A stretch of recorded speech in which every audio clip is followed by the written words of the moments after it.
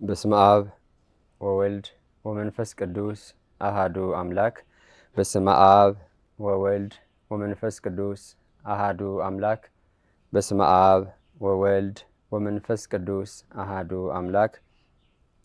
ስሉስ ቅዱስ ዘሃሎ ወይሄሉ እንዘ አሃዱ ሰለስቱ ወእንዘ ሰለስቱ አሃዱ ይሴለሱ በአካላት ወይትዋሃዱ መለኮት ዘላለም ቅድስት ሥላሴ ፈጣሪ ዓለማት መጋቢ ፍጥረታት ንሴብሐክሙ ቤዛዊተ ኩሉ ዓለም ወላዲተ አምላክ ወላዲተ መለኮት ወላዲተ ሕይወት መሰረተ ሕይወት ምክንያተ ድኂን ቤዛዊተ ኩሉ ዓለም ምስካየ ርቱዓን ንሴብሐኪ ቅዱስ መስቀል ኃይልነ ወፀወንነ የድል አርማ የነጻነት ምልክት ንሴብሐከ ቅዱሳን መላእክት ቅዱሳን ነቢያት ቅዱሳን ሐዋርያት ቅዱሳን ጻድቃን ሰማዕታት በበክረክሙ ደሎክሙ ክብረ ስብሐት ርቱዓን ፉሃደርክሙ እፎ መጻሕክሙ እንቋ አብጽሐነ ለበዓለ ርደተ መንፈስ ቅዱስ ኩልክሙ ርቱዓን ለተነብሩ ውስተ ኩሉ አጽናፈ ዓለም። እንኳን ለዚህ ለታላቅ ቀን አደረሰን አደረሳችሁ።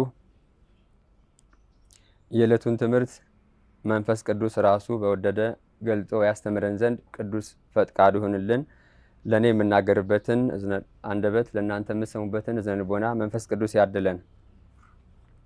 ልበ ንጹሐ ፍጥር ሊተ እግዚኦ የቅዱስ ዳዊት መዝሙር 50 ቁጥር 10 ልበ ንጹሐ ፍጥር ሊተ እግዚኦ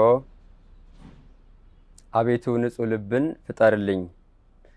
ልበ አምላክ ቅዱስ ዳዊት የዘመረው መዝሙር ነው። የዕለቱ ምስባክ ስለሆነ እንደ እግዚአብሔር ፈቃድ የምንናገርበት የትምህርት ርዕስ ይሆናል። እንግዲህ ዛሬ በቅዱስ ሄኖክ አቆጣጠር ፋሲካን ካከበርን 50ኛ ዕለታችን ነው። ዛሬ ደግሞ መንፈስ ቅዱስ ለቅዱሳን ሐዋርያት የወረደበት ለተቀን ታላቅ በዓል ነው። የዕለቱን ትምህርት አስመልክቶ እንማማራለን። ልበ አምላክ ቅዱስ ዳዊት ይህን መዝሙር የዘመረው መዝሙር 50 ላይ ነው። ይህን መዝሙር ሲዘምር ከዚህም በፊት ተማምረነዋል። በደብረ ዘይት ተራራ ላይ ሆኖ ነው ቅዱስ ዳዊት ይህን የዘመረው እና ከጠላቶቹ ባመለጠ በሸሸ ጊዜ ነበረ የልጆቹና እንዲሁም ደግሞ የንጉሱ የሳኦል ጠላትነት በዝቶበት ነበረ እና በስደት ላይ ያለ ከመንበሩ ከዙፋኑ በተሰደደ ጊዜ የዘመረው መዝሙር ነው። ከቤርሳቤህ እግዚአብሔር ሳይፈቅድ ባልተፈቀደው መንገድ ሄዶ ኦሪዮን አስገድሎ በነበረ ሰዓት ቁጣ ደርሶበት ነበረ ቅጣት እና ነብዩ ናታን ወደሱ ሄዶ በምሳሌ ነገረው። ኦሪዮን እንዳስገደለ ምናለው ቅዱስ ናታን ነብዩ አንድ ንጉስ በከተማ ይኖር ነበረ። ብዙ በጎች አሉት። ሌላ ደግሞ ድሃ የሆነ ሰው አንድ በግ ነበረችውና ያ ብዙ የነበረው ባለጸጋ ሰው የአንዲቱን በግ ወሰደበት ብሎ ይነግረዋል። ቅዱስ ዳዊትም ተናዶ ያው ንጉስ ስለሆነ ይሄ ሰው ፍርድ ይገባዋል፣ እንዲያውም 4 ጊዜ በቀሏል ብሎ አለ። ታሪኩን ስናሳጥረው የዛን ጊዜ ለቅዱስ ናታን ብሎ መለሰለት ቅዱስ ዳዊት ይሄ 4 ጊዜ ቅጣት ይገባዋል አለ። ከዛ ቅዱስ ናታን ምን አለው? ንጉሥ ሆይ በራስ ላይ ፈረድ ካለው እና እግዚአብሔር የሱ አንተን ይሄን ያደረከው ብሎ ሲለው አለቀሰ። ቅዱስ ዳዊት አለቀሰ። ምርር ባለቀሰ 4 ጊዜ ተቀጦታል እግዚአብሔር። አንዳንድ ጊዜ የምንሰራው ግፍ ሞት ይመጣብሃል ነበር የተባለው፣ ሞቱን አራቀለት፣ ቅጣቱ ግን ቀጥሏል። በቤትህ ሰይፍ አይጠፋም ነበር ያለው። የመጀመሪያ ሕፃኑ ሞተ፣ ከቤርሳቤህ ወለደው። ሁለተኛ እህትና ወንድም ተደፋፈሩ። ሶስተኛ አቤሴሎም ወንድሙ ሞተበት። አራተኛም እንደዚሁ። አራቱም በራሱ ላይ የፈረደው በቅዱስ ዳዊት ላይ መጥቶበታል እና የዛን ጊዜ ቅዱስ ዳዊት ምርር ብሎ አልቅሶ ወደ እግዚአብሔር የዘመረው መዝሙር ነው። አቤቱ እንደ ቸርነትህ መጠን ማረኝ፣ እንደ ምሕረትህም ብዛት መተላለፌን ደምስስ፣ ከበደሌ ፈጽሞ እጠበኝ፣ ከኃጢአቴም አንጻኝ። እኔ መተላለፌን አውቃለሁና ኃጢአቴም ሁልጊዜ በፊቴ ነውና፣ አንተን ብቻ በደልኩ፣ በፊትህ ክፋትን አደረግሁ። በነገርህ ትጸድቅ ዘንድ በፍርድህም ንጹሕ ትሆን ዘንድ እነሆ በአመፃ ተጸነሱ፣ እናቴም በኃጢአት ወለደችኝ። እነሆ እውነትን ወደድህ፣ የማይታይ ስውር ጥበብን አስታወቅከኝ። እጠበኝ እርጨኝ እነጻማለሁ። እጠበኝ ከበረዶም ይልቅ ነጭ እሆናለሁ። ሐሴትና ደስታን አሰማኝ። የሰበርካቸውም አጥንቶች ደስ ይላቸዋል። ከኃጢአቴ ፊትህን መልስ፣ በደሌንም ሁሉ ደምስልኝ። አቤቱ ንጹሕ ልብን ፍጠርልኝ፣ የቀናውንም መንፈስ በውስጤ አድስ። ከፊትህ አትጣለኝ፣ ቅዱስ መንፈስህም ከኔ ላይ አትውሰድብኝ እያለ ይቀጥላል። ይሄን የዘመረው ቅዱስ ዳዊት እና ዛሬ ደግሞ መንፈስ ቅዱስ ለቅዱሳን ሐዋርያት የወረደበት ዕለት ቀን ነው። መንፈስ ቅዱስ ንጹሕ ልቦና፣ የተዋረደ ልብ ይፈልጋል። ምስባኩ አቤቱ ንጹሕ ልብ ፍጠርልኝ፣ ልበ ንጹሐ ፍጥርልኝ ተግዚኦ፣ መንፈሰ ርቱዐ ሐድስ ተከርሴ፣ ኢትግድፈኒ እምቅድመ ገጽከ፣ ወመንፈሰ ቅዱስ አይታውፅእ እምላይሌ። ይህን እያለ ነው የዘመረው። ይህንን እያለ እያለቀሰ በዘመረ ጊዜ ይቅር ብሎታል እግዚአብሔር። ዛሬ ደግሞ ቅዱሳን ሐዋርያት መንፈስ ቅዱስ በአንድ ቤት ሆነው ሳሉ፣ በተዘጋ ቤት ውስጥ ሆነው ሳሉ በእሳት ላንቃ በተከፋፈሉ የእሳት ላንቃዎች በአውሎ ነፋስ ሆኖ ለቅዱሳን ሐዋርያት ባሉበት ቤት 12ቱ ሐዋርያት፣ 72ቱ ቅዱሳን አርድእት፣ 36ቱ ቅዱሳት አንስት፣ 120 የመድኃኔዓለም ቤተሰቦች ለነሱ መንፈስ ቅዱስ የወረደላቸው ቀን ነው። የሚነበበው የብስራት ክፍል የቅዱስ ዮሐንስ ብስራት ምዕራፍ 12 ከቁጥር 22 እስከ 31 ነው። የብስራት ክፍሉ በቅዳሴ ላይ ቢሆን የሚነበበው ያ ነው። አስቀድሞ ግን ምን ብሏቸው ነበረ? 12ኛው ምዕራፍ ከ14ኛው ምዕራፍ ከቁጥር 1 ሲጀምር ልባችሁ አይታወክ፣ በእግዚአብሔር እመኑ፣ በእኔ እመኑ፣ በአባቴ ቤት ብዙ መኖሪያ አለ እያለ ይነግራቸው ነበረ ቅዱሳን ሐዋርያቱም በሚያስተምርበት ወቅት። ይህም ምንድን ነው? አሁን እሱ በሚያስተምርበት ወራት ስለ እያንዳንዱ ነገር ይነግራቸው ነበረ። 42 ዕለታት ከፈጸመ በኋላ ገዳመ ቆሮንጦስ ከወጣ በኋላ ቅዱሳን ሐዋርያትን ከሰበሰበ በኋላ ቀስ በቀስ እያደር ቀስ በቀስ ሚስጥራትን ይገልጽላቸው ነበረ።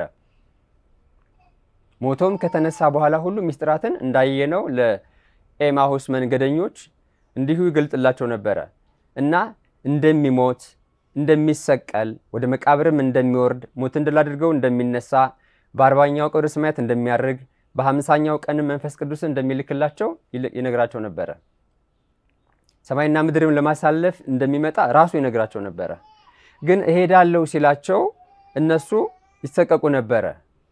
ከሱ የለመዱት ብዙ ነገር አለና እንኳን አምላክ ይቅርና እንኳን የአምላክ ፍቅር የአምላክ ሰላም ይቅርና ሰላም የሚሰጥ አምላክ ይቅርና አንድ እንኳን እንግዳ በቤታችን መጥቶ ከተወሰነ ቀን በኋላ ሊሄድ ሲል እንዳይሄድ ነው የምንፈልገው። በእርግጥ ያሁኑ ዘመን እንዴት እንደሆን ያው እናውቀዋለን። ግን እንደዚህ ነው። አባቶች እንግዳ ሲመጣ እንዲሄድባቸው አይፈልጉም። በረከት ይዞ ስለሚመጣም ስለሚያውቁ ስለ ፍቅርም ይህንን ይላሉ። ቅዱሳን ሐዋርያቱ ደግሞ ከመድኃኔዓለም ጋር ብዙ ጊዜ ኖረዋል። በብዙ ልዩ ልዩ ተአምራት፣ ብዙ ትምህርቶች ሲመግባቸውም በብዙ ነገሮች አብረው ኖረዋል እና እኔ እሄዳለሁ፣ እኔ ሲሄድ አጽናኙን እልክላችኋለሁ ይላቸው ነበረ። ከዛ የተለያየ ጥያቄ ጠይቁት ነበረ። አብን አሳየና ይበቃናል ይሉታል። እኔን ያየ አብን አየ፣ እስካሁን ድረስ ከኔ ጋር ስትኖሩ እንዴት አታውቀኝም? ፊልጶስ ሆይ፣ ናትናኤል ሆይ እንዴት አታውቅም? ይሄን እያለ ቅዱሳን ነቢያቱ ሐዋርያቱ ሲጠይቁት በልዩ ልዩ ጥያቄ ይመልስላቸው ነበረ። ምክንያቱም ፍጹም አምላክ ፍጹም ሰው ነው። ከእግዚአብሔር አብ ጋራ ከእግዚአብሔር መንፈስ ቅዱስ ጋር ትክክል የሆነ እግዚአብሔር ወልድ ከመንፈስ ቅዱስ ጋር ትክክል የሆነ መድኃኔዓለም እሱ እንደሆነ ይጠራጠሩ ነበረ። ነው አይደለም? ሞቶ ይነሳል አይነሳም? እሱ ከሄደ ማን ይመግበናል? እንዲያውም ሁሉ ጊዜ ሲከተሉት ምንድን ነበረ የሚሉት? ሁሉ ጊዜ መና ከሰማይ እያወረደ ይመግባቸዋል እና ይከተሉት ነበረ። ምን አላቸው? ሁሉ ጊዜ የምትከተሉኝ ምግብ ስለበላችሁ ስለተመገባችሁ ነው እንጂ የእግዚአብሔርን የዘላለም መንግስትን አውቃችሁ አይደለም ብለው ይነግራቸዋል። ደግሞም ልዩ ልዩ ስለ ስልጣንም ይጠይቁታል። የቅዱስ ዮሐንስና የቅዱስ ያዕቆብ እናት ቀርባ ስለ ምድራዊ ስልጣን የሚሰጥ ንጉስ መስሏት ጠይቀው ነበረ። የምትለምኑትን አታውቁም ያለውም የዛን ጊዜ ነው። የምትለምኑትን ጸሎታችሁን አታውቁም ብሎ መለሰላት የዛን ጊዜ። ደግሞስ ምን አለ? ይልቁንስ በሰማይ ስማችሁ ስለተጻፈ በሰማያት መዝገብ በቅዱሱ መዝገብ ስማችሁ ስለተጻፈ በዚህ ደስ ይበላችሁ ብሎ አስረድቷቸዋል። እውነት ነው። መድኃኔዓለም የሰማይ ምድርም ንጉስ ነው። እግዚአ ሰማይ ምድር ንጉሰ ነገስት መድኃኔዓለም ነው። ግን ጊዜያዊ ስጋዊ ነበረ የሚመስላቸው አገልግሎቱ፣ ስራው ሁሉ መድኃኔ ዓለም የመጣው ለአርአያ ለትምህርት ለህይወት ነው። እውነት ነው። ግን የመንፈስ ቅዱስ አካሄድን ስላልተረዱት የመጣው ምድራዊ ስልጣን እንዲሰጥ ከሮማውያን አገዛዝ ከአሕዛብ አገዛዝ ነፃ የሚያወጣ የሚመስላቸው ነበሩ። አንዱን ግራዝማች አንዱን ቀኛዝማች አድርገህ አንግስልህ ነበር ያለችው የቅዱስ ዮሐንስ ብስራታዊ እናትና የቅዱስ ያዕቆብ እናት። የምትለምኑትን አታውቁም ብሎ መልሶላታል የዛን ጊዜ። ለእነሱም እንደዚሁ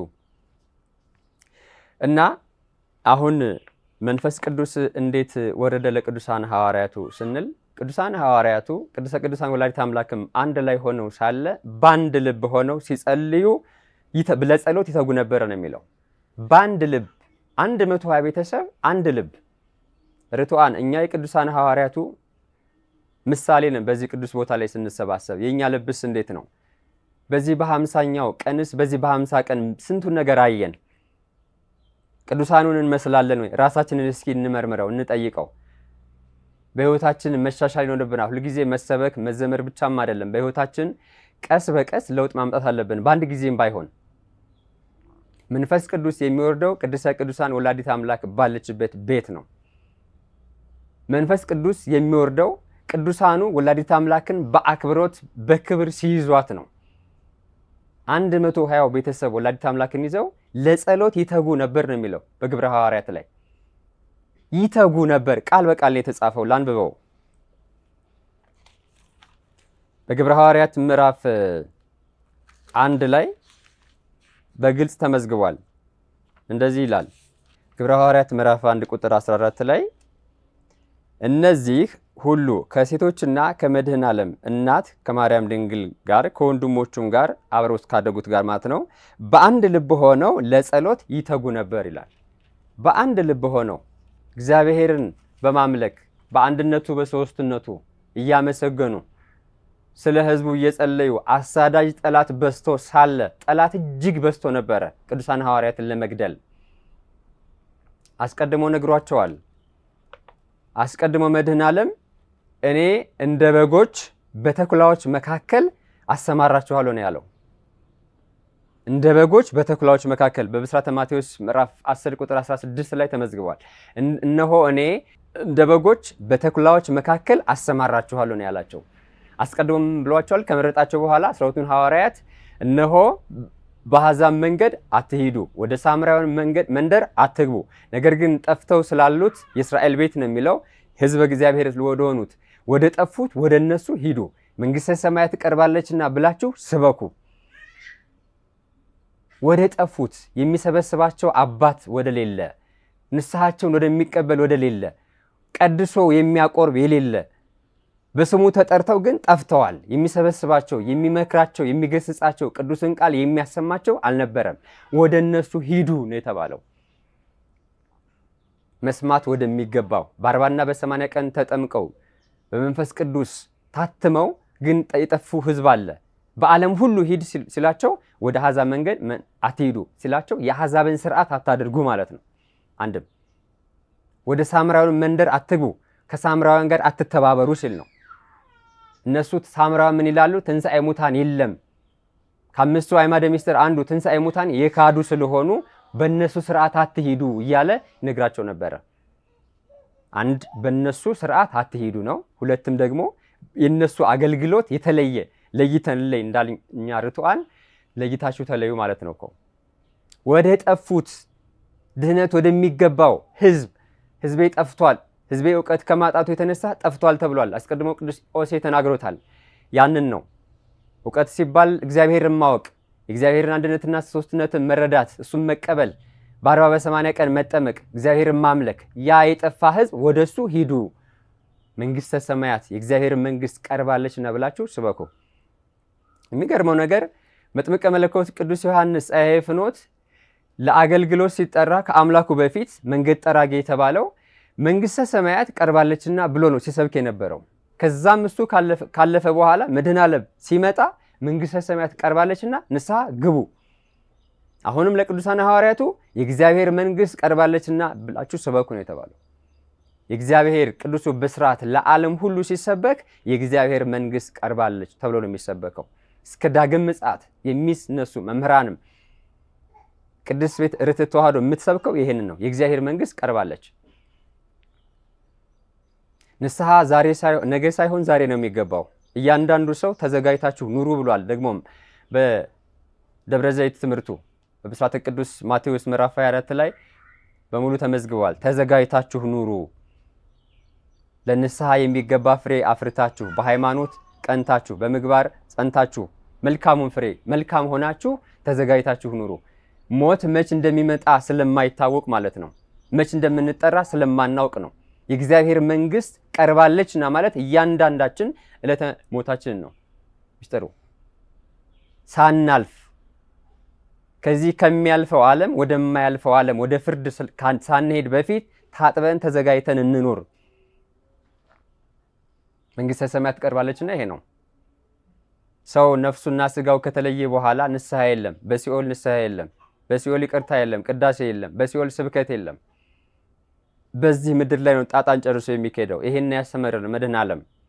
እነሆ እኔ ከዚህን ካላችሁ በኋላ ወደ በአሕዛብ መንገድ አትሄዱ፣ በሳምራውያን መንደር ወደ አትሄዱ፣ ነገር ግን ጠፍተው ወዳሉት ወደ እግዚአብሔር ሕዝብ ሂዱ፣ መንግስተ ሰማያት ቀርባለችና እያላችሁ ስበኩ አላቸው። ከዛ ዝቅ ብሎ ምን አለ? እነሆ እኔ እንደ በጎች በተኩላዎች መካከል እልካችኋለሁ። ሁሩ ወመሃሩ ውስተ ኩሉ አጽናፈ ዓለም የሚለውን ማለት ነው። ቅዱሳን ሐዋርያት መንፈስ ቅዱስ ከወረደ በኋላ ነው ስራ የጀመሩት። የዛሬው ዕለት ታላቅ ዕለት ነው። የቅድስት ቤተክርስቲያን ልደት ቀን ነው። ለቅድስት ቤተክርስቲያን ልደቷ ነው። መንፈስ ቅዱስ ወረደ። ቅዱሳን ሐዋርያት በልዩ ልዩ ቋንቋ እንዲናገሩ በአውሎ ነፋስ በኃይል በተከፋፈሉ የእሳት ልሳኖች ወረደላቸው። በልዩ ልዩ ቋንቋ ተነጋገሩ። 72 ቋንቋ ተገለጠላቸው። ምን እንዲያደርጉበት ነው? እንዲያገለግሉበት ነው። የእግዚአብሔር መንግስት ቀርባለችና ንስሐ ግቡ እያሉ የጠፋውን መንጋ የጠፋውን የእግዚአብሔር ሕዝብ ለመሰብሰብ ከዲያብሎስ መንጋጋ ከሞት ለመንጠቅ መድኃኔዓለም የመጣው ለዚህ ነው። በነፃነት እንኖር ዘንድ መድኃኔዓለም ነፃ አወጣን። ከዲያብሎስ አገዛዝ ነፃ እንዲወጣ ትውልድ የእግዚአብሔር ቃል የሚሰበከው ትውልድ ነፃ እንዲወጣ ነው። መድኃኔዓለም የመጣልን ለእኛ ሊፈርድልን ነው። በአውሬው ላይ ደግሞ ሊፈርድበት ነው፣ ድል ሊያደርገው። እንግዲህ የእግዚአብሔር ሕዝብ የሆነ ሁሉ እስከ ዳግም ፍጻሜ በተኩላ መካከል ነው የምንኖረው። ተኩላ አውሬ ነው። ተኩላ በግ ሲያገኝ ገድሎ አይደለም የሚበላው፣ እየቦጨቀ አሰቃይቶ ነው የሚገድለው። ክርስቲያኖች አስቀድመው በቅዱሳን ነቢያት ዘመን ተሰቃይተው ነው ያለው። ቅዱሳን ሐዋርያቱም እንደዚሁ፣ ቅዱሳን ሰማዕታቱም፣ ጻድቃን፣ ደናግል፣ መነኮሳቱም እንደዚሁ። ምድር በላሱ ተኩላ ናት። ተኩላ የተባሉት አጋንንት ናቸው። ተኩላ የተባሉት አሕዛብ መናፍቃን ናቸው። የርትዕት ተዋሕዶ የቅድስት ቤተክርስቲያን ጠላት፣ የእግዚአብሔር ጠላት፣ የወላዲተ አምላክ ጠላት፣ የመስቀሉ ጠላት የሆኑት እነዚህ ተኩላዎች ይባላሉ። እንደ በጎች በተኩላዎች መካከል እልካችኋለሁ ነው ያላቸው። አስቀድሞ ነግሯቸዋል። ከዛም ደግሞ ምን አላቸው? እነሆ እኔ እሄዳለሁ አላቸው። ለምን ሲሉት እኔ ካልሄድኩ አጽናኙን እንዴት እኔ ስሄድ አጽናኙን እልክላችኋለሁ። የዛን ጊዜ አጽናኙ መንፈስ ቅዱስ ሁሉን ነገር ይገልጽላችኋል። መንፈስ ቅዱስ አጽናኙ የሚያጽናና፣ መንፈስ ቅዱስ ማለት የሚያጽናና ማለት ነው። ከሳቴ ምስጢርን የሚገልጽ ማለት ነው። የተደበቀውን የተሰወረውን የሚያሳይ የሚገልጽ ምስጢራትን አእምሮን የሚመረምር ልብን የሚያጸዳ የሚቀድስ አምላክ ነው። ከሳቴ ጥበብን የሚሰጥ ጥበብ ሲሰጥ ከመንፈስ ቅዱስ በቅባ መንፈስ ቅዱስ ስንቀባ ኃይለ መንፈስ ቅዱስን ስናገኝ ሁሉ ነገር ይቀላል። እሱ ሲፈቅድ ናዛዚ የሚያረጋጋ የሚያጸና ማለት ነው። ቅብዝብዝ ያለውን የሚያረጋጋል መንፈስ ቅዱስ ነው። ያረጋጋል፣ የሕይወትንም መንገድ ይመራል። ይሄን ነው ልክላችኋለሁ ያላቸው። ሌላው መንጽሔ የሚያጽና የሚያበረታታ ደክመው ሳሉ አሁን መድኃኔዓለም በነበረ ሰዓት አንዴ ይክዳሉ ቅዱስ ጴጥሮስ ክደውታል። ሌሎቹም እንደዚሁ። መንፈስ ቅዱስ ከወረደ በኋላ ግን ጸንተዋል። አጠገባቸው መድኃኔዓለም እያለ እያስተማራቸው ይጠራጠሩበት ነበር ይላል። ያድነናል፣ ነፃ ያወጣናል ከእንዲህ ያሉ ማለት ነው በብዙ ነገር እና ይጠራጠሩበት ነበረ። ከዛ ምን አለ? አጽናኙ እልክላችኋለሁ፣ ይኸው ሁሉን የሚያደርገውን አምላክ መንጽሔ የሚያነጻ የሚቀድስ አምላክ እንዲበረቱ በአገልግሎት በስራ እስከ አጽናፍ ዓለም ድረስ ዓለምን ሁሉ አካለው እሱን ሲያገለግሉ መንፈስ ቅዱስ ከሌለ ምንም አይሰራም። አስቀድሞም እሱ በተራራ ስብከቱ በአንቀጸ ብፁዓን መድኃኔ ዓለም ያለኔ ምንም ማድረግ አትችሉም ብሏል። እሱ እኮ መድኃኔ ዓለም እኮ ሁሉ እንደሆነ እኮ ፈቅዶልናል እኮ። እኔ የሰማይ አባታችሁ ቅዱስ ነኝና እናንተም ቅዱሳን ሁኑ ብሎ ተፈቅዶልናል። ግን ቅዱስ መሆን አልቻልንም። የሰማይ አባታችሁ ፍጹም እንደሆነ እናንተም ፍጹማን ሁኑ ተብሎላል። ግን ፍጹም መሆን አልቻልንም። ፍጹም እንድንሆን እኮ ተፈቅዶልናል እኮ። አሁንም በአንቀጸ ብፁዓን በተራራ ስብከቱ መድኃኔ ዓለም ሲያስተምር በምዕራፍ 5 ብስራተ ማቴዎስ ምዕራፍ 5 ቁጥር 48 ላይ የሰማዩ አባታችሁ ፍጹም እንደሆነ እናንተም ፍጹማን ሁኑ ነው ያለው። እናንተ የዓለም ብርሃን ናችሁ፣ እናንተ ንጹሐን ናችሁ፣ እናንተ ጨው ናችሁ እያለ ነው የሚነግራቸው። ቅዱሳን ሐዋርያቱ ፍጹም ሆነዋል። መንፈስ ቅዱስ ሲወርድ ነው ግን ሲያስተምራቸው ምንድን ነበረ? ሲታወኩበት ሁል ጊዜ ምን አላቸው? ልባችሁ አይታወክ፣ በእግዚአብሔር እመኑ፣ በእኔም እመኑ። በአባቴ ቤት ብዙ መኖሪያ አለ፣ እንዲሁም ልወስዳችሁ እመጣለሁ፣ እኔ ሄጄ ሁሉን አስተካክላለሁ ይላቸዋል። አሁን በአባቴ ቤት ብዙ መኖሪያ አለ ሲል መንግስተ ሰማያት ነው። ግን መንግስተ ሰማያት ብዙ አይደለችም። መንግስተ ሰማያት አንድ ናት። መንግስተ ሰማያት የእግዚአብሔር መንግስት፣ የአጋዕዝተ ዓለም የቅድስት ሥላሴ መንግስት አንዲት ናት። ብዙ መኖሪያ አለ ግን ሲል ለቅዱሳን ሐዋርያቱ በቃ የቅድስና ማዕረጉን ሲለይ ነው። በልዩ ልዩ ማዕረግ፣ በልዩ ልዩ የቅዱሳን ማዕረግ፣ የቅዱሳን ሐዋርያት ማዕረግ ለቅሉ ነው። የቅዱሳን ነቢያት ሐዋርያት ማዕረግ፣ የቅዱሳን ጻድቃኑ፣ የሰማዕታቱ፣ የደናግል፣ የመነኮሳቱ፣ የነገስታቱ ማዕረግ ልዩ ልዩ ነው። ተድላ ደስታ የበዛባት ናት። ብዙ መኖሪያ አለ ሲል ተድላ ደስታው ሰላም የበዛበት ልዩ ልዩ ጸጋ እንዳለው ነው። በዛ በእግዚአብሔር መንግስት ብዙ የሚሰጥ ስጦታ አለ ሲላቸው ነው። በእኔ እመኑ፣ በአባቴ እመኑ።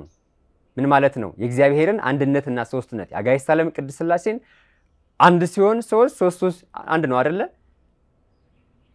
በመለኮት አንድ፣ በአገዛዝ አንድ፣ በስልጣን አንድ ነው። በስም በአካል ሶስት ነው።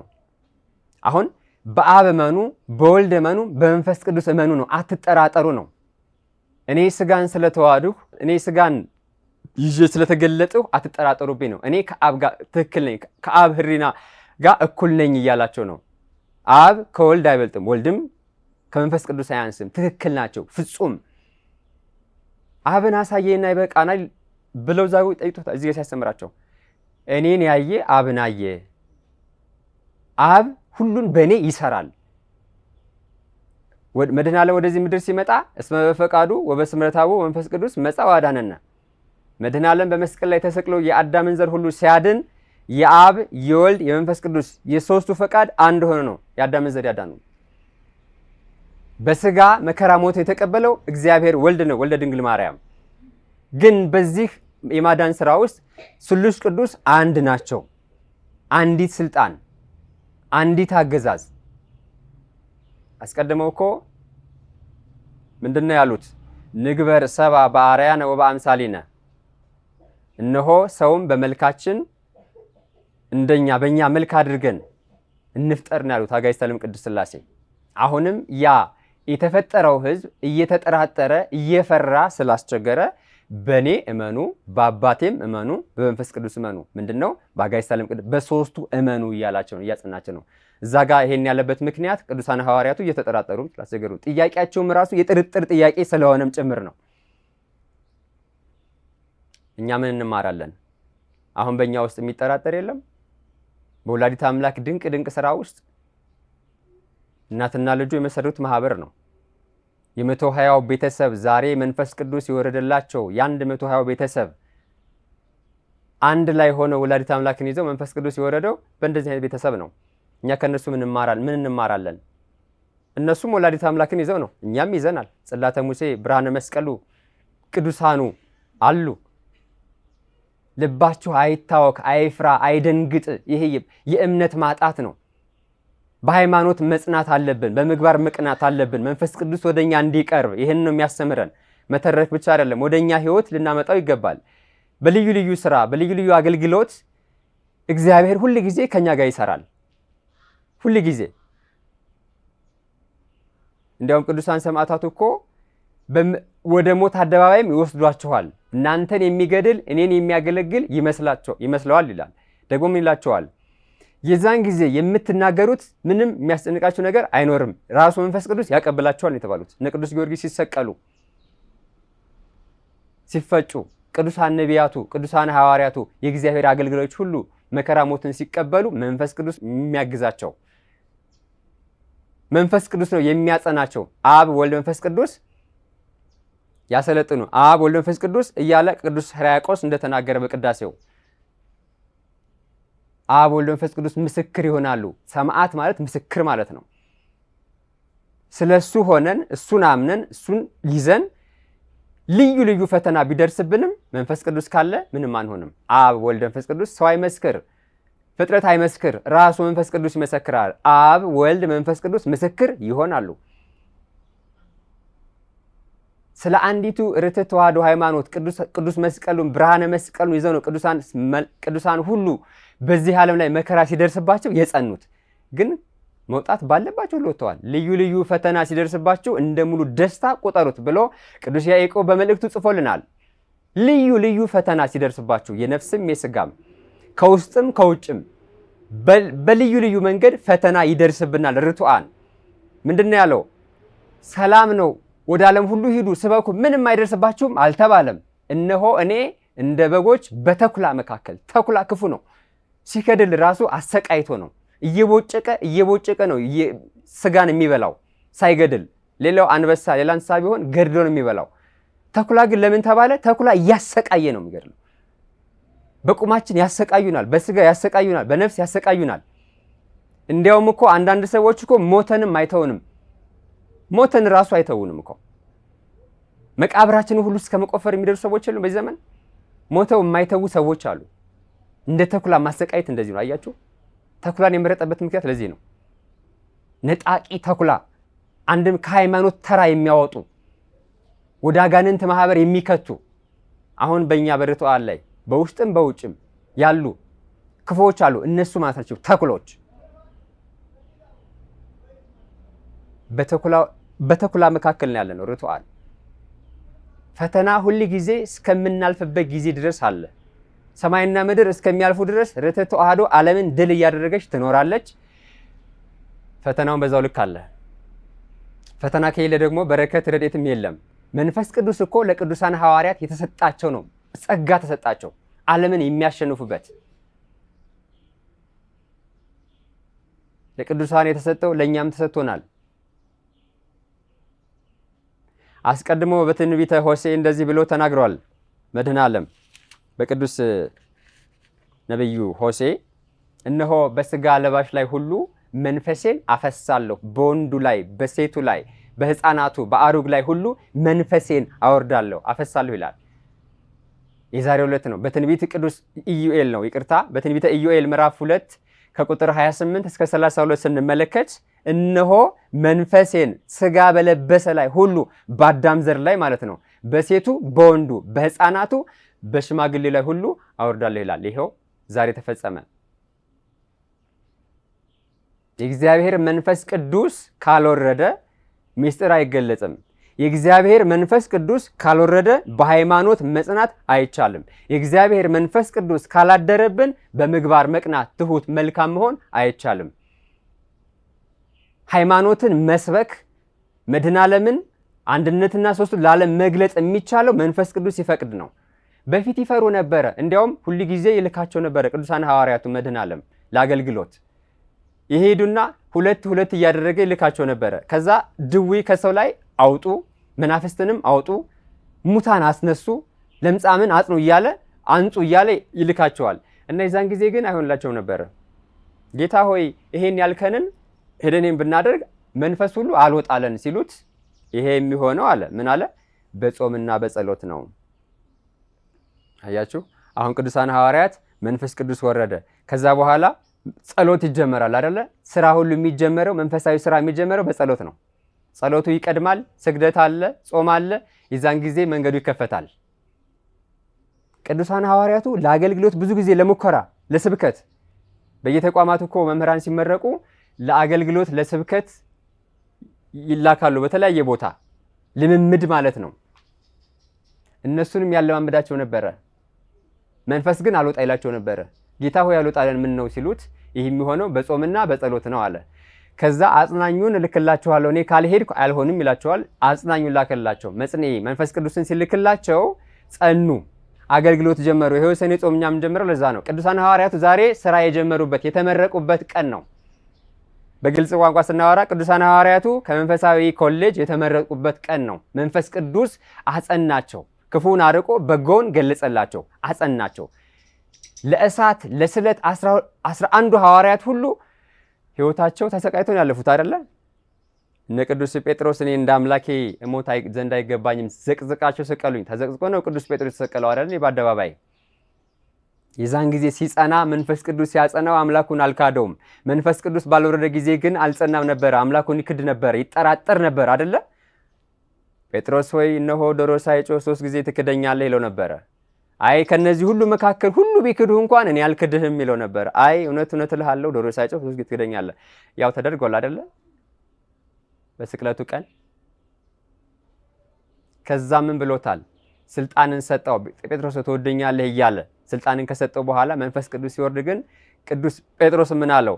ጴጥሮስ ሆይ አንተ ጎልማሳ ሳለህ ወደ ቀኝም ወደ ግራም ወደ ፈለግከው ትሄዳለህ፣ የፈለግከውም ትይዛለህ፣ ትጨብጣለህ፣ ታደርጋለህ።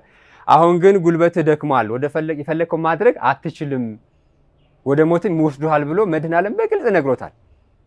ከዛ ምን አለ? መንፈስ ቅዱስ ያጸናው ቅዱስ ጴጥሮስ እኔ እንደ አምላኬ እንደ መድኃኔዓለም እሰቀል ዘንድ አይገባኝም፣ ዘቅዝቃችሁ ስቀሉኝ፣ እኔ ኃጢአተኛ ነኝ፣ እኔ ፍጡር ነኝ፣ እኔ ደካማ ነኝ ብሎ ይህንን ስል ዘቅዝቀው ሰቀሉት ቅዱስ ጴጥሮስ። የእግዚአብሔር ፈቃድም ስለሆነ ነው እንደዚህ አድርጋችሁ ስቀሉኝ። ጠላት እንደፈለገው አሰቃይቶ ነው የሚገድለው አይደለ? ግን ቅዱስ ጴጥሮስ ዘቅዝቃችሁ ስቀሉኝ ሲል የእግዚአብሔር ፈቃድም ስለሆነም ነው። ቅዱስ ጳውሎስ አንገቱ ሲሰየፍ አንገቱ ተቆርጦ ቅዱሳኑ ቆዳቸው እየተገፈፈ ወደ ባህር እየተጣሉ እየተቃጠሉ ነው ያለቁት። በተኩላ መካከል ነው የተላኩት። ዓለም በራሱ ተኩላ ናት። ግን አምላካቸውን ሳይክዱ አምላካቸውን ለዓለም ገልጸው ነው ድል አድርገው ነው ያለፉት።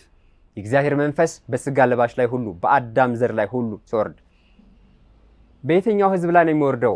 ባመኑት ላይ፣ በ40ና በ80 ቀን በተጠመቁት ላይ፣ በጸኑት ላይ ወላዲተ አምላክን ይዘው መንፈስ ቅዱስ ሲወርድላቸው በጸኑት ላይ በእነሱ ላይ መንፈሴን አወርዳለሁ አፈሳለሁ ብሎ አስቀድሞ በትንቢት ተናግሯል። ይሄው የዛሬው ቀን ነው ማለት ነው። ቅዱሳን ሐዋርያትም የጸኑት ለዚህ ነው። መንፈስ ቅዱስ የሚወርደው ንጹህ በሆነ ልቦና ላይ ነው፣ በንጹህና ስንሆን ነው። ለዛም ነው ቅዱስ ዳዊት ልበ ንጹሃ ፍጥርልኝ ተእግዚኦ፣ አቤቱ ንጹህ ልብን ፍጠርልኝ፣ መንፈስ ቅዱስን ከኔ አታርቅብኝ፣ የቀናውንም መንፈስ በውስጤ አድስ። አሁን የቀና መንፈስን አድስ ፍጠርልኝ ሲል እኮ ቅዱስ ዳዊት በስነ ተፈጥሮ ድጋሚ ፍጠረኝ እያለው አይደለም። ልቦናውን አንድ ጊዜ ፈጥሮታል። ግን ይህን የቆሸሸውን የረከሰውን አንጻኝ ንጹህ አድርገኝ እጠበኝ እያለ ነው። ከታጠበ በኋላ መንፈስ ቅዱስ ያድርበታልና ማለት ነው። መንፈስ ቅዱስ ንጹህ በሆነ ቤት ንጹህ በሆነ ልቦና ነው የሚያድረው። በቅዱሳን ቤት ነው የሚያድረው። እግዚአብሔር አምላክ እናቱን በካዱት ውስጥ ሳይሆን እናቱን በሚያምኑ ቅድስተ ቅዱሳንን ወላዲተ አምላክን የመስቀሉ ስር ድንቅ ስጦታ እሷን በያዙ በእነሱ ላይ ነው መንፈስ ቅዱስ የሚወርደው። እሷ ከሌለች መንፈስ ቅዱስ የለም። ከተዋህዶ ውጪ መንፈስ ቅዱስ የሚወርድበት ሰው የለም። 4 ነጥብ። ወላዲተ አምላክን የካደ ትውልድ መንፈስ ቅዱስ የለውም። ራሱ ቅዱስ ገብርኤል እኮ ሲያበስራት መንፈስ ቅዱስ ወደ አንቺ ይመጣል፣ መንፈስ ቅዱስ ይመጽእ ላዕሌኪ ነው ያላት። መንፈስ ቅዱስ ሲመጣ እግዚአብሔር ወልድን ጸነሰችው። መንፈስ ቅዱስ የሞላባት ወላዲተ አምላክ እሷን ስንይዝ በእኛም ላይ እግዚአብሔር መንፈስ ይወርዳል። በአንድ ልብ ሆኖ መጸለይ፣ መትጋት። ስለዚህ ቅዱሳን ሐዋርያቱ የተመረቁበት ቀን ነው። ስራ የጀመሩበት ቀን ነው። ሀብተ መንፈስ ቅዱስን ያገኙበት ቀን ነው። ልባችሁ አይታወክ በእግዚአብሔር እመኑ እያለ ያስተማራቸውን ያ የሚታወክ በሃይማኖት የሚጠራጠረው ልቦና የጸናው ዛሬ መንፈስ ቅዱስ ሲወርድ ነው። ሌላው ከዚሁ ጋር በተገናኘ ቅዱሳን ሐዋርያቱ አሁን ስራ የጀመሩበት ስንል ሁሉ ጊዜ የሚሰበከው ቅድስት ቤተክርስቲያን ልደቷ ነው። በቅድስት ቤተክርስቲያን አስተምረው የቅድስት ሥርዓተ ተዋሕዶ ቤተክርስቲያን ልደቷ ነው። ልደት ምንድን መወለድ ነው። መንፈስ ቅዱስ ሲወርድ ልጆቿ ሁሉ ወደ ዓለም ሁሉ ይሄዳሉ፣ ጠላትን ድል ያደርጋሉ።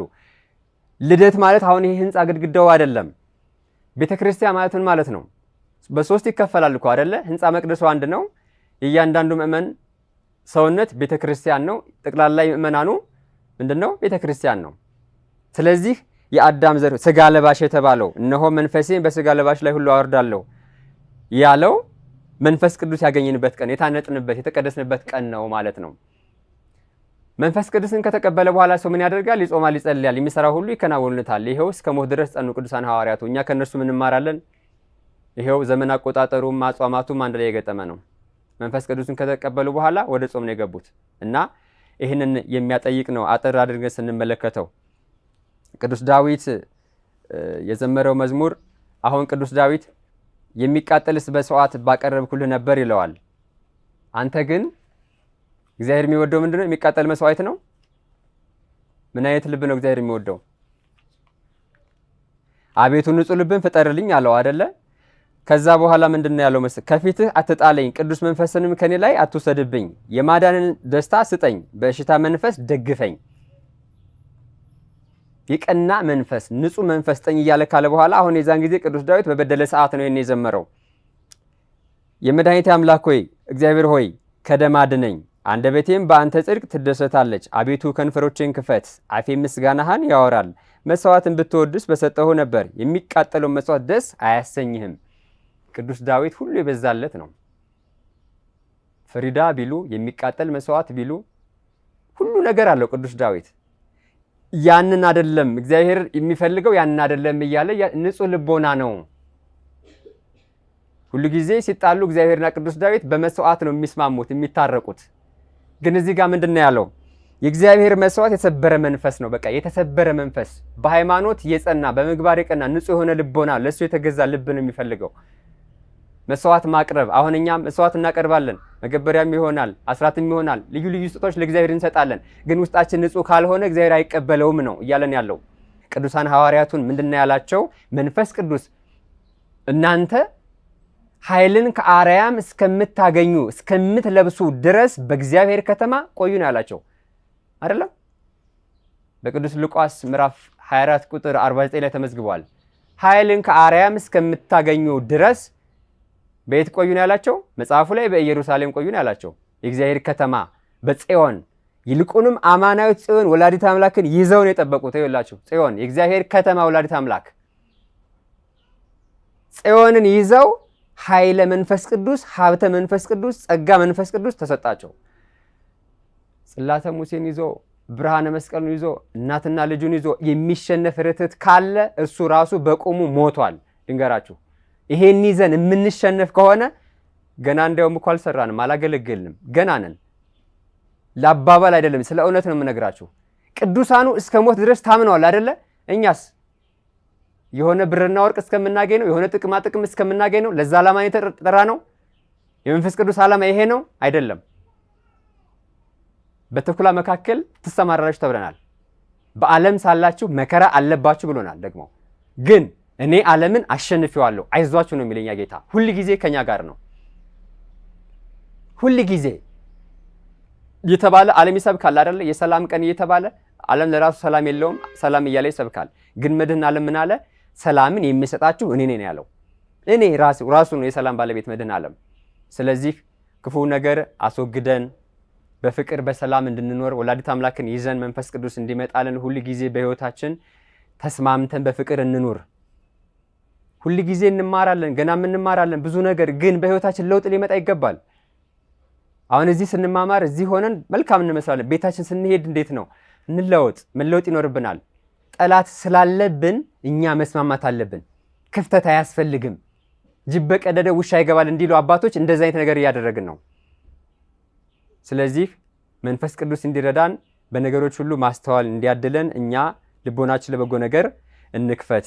ያስተማረን የመከረን አምላከ ቅዱሳን ቅዱስ እግዚአብሔር የተመሰገነ ይሁን። ወስብሐት ለእግዚአብሔር ወለወላዲቱ ድንግል ወለመስቀሉ ክቡር። ይቆየን። ይመሃረን ወይሰሃለን በረተ ተዋህዶ ሃይማኖት ያጽናን።